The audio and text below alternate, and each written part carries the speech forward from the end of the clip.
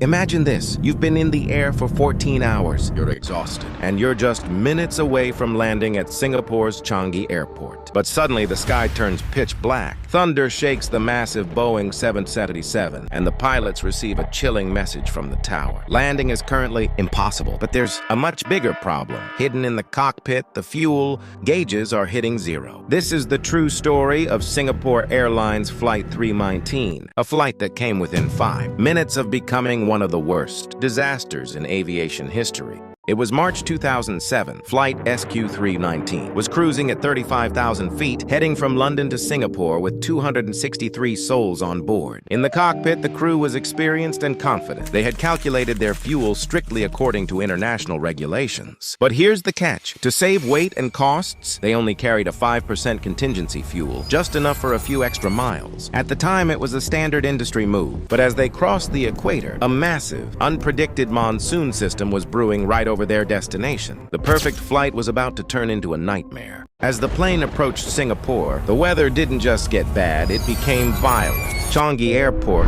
one of the best in the world, was paralyzed by the storm. Air traffic control ordered SQ399 to enter a holding pattern. For 30 minutes, they circled in the clouds. But a Boeing 777 is a fuel-hungry beast, burning nearly 100 kilograms of fuel every single minute. The low fuel chimes began to ring in the cockpit, a sound no pilot ever wants to hear. With the storm showing no signs of letting up, the captain made a desperate call. They were diverting to Batam, Indonesia. Batam was their only hope, but the monsoon had followed them. On the first approach, the rain was so thick they couldn't even see the runway lights. "Go around!" the captain shouted. They climbed back into the turbulence, burning even more of their precious remaining fuel. On the second attempt, the stress was unbearable. Suddenly, the autopilot disconnected. The plane was being tossed like a toy by the wind. They failed again. By now, the fuel tanks were practically dry. The pilots knew they had only one shot left. If they missed this third landing, the engines would flame out, and the plane would fall into the ocean.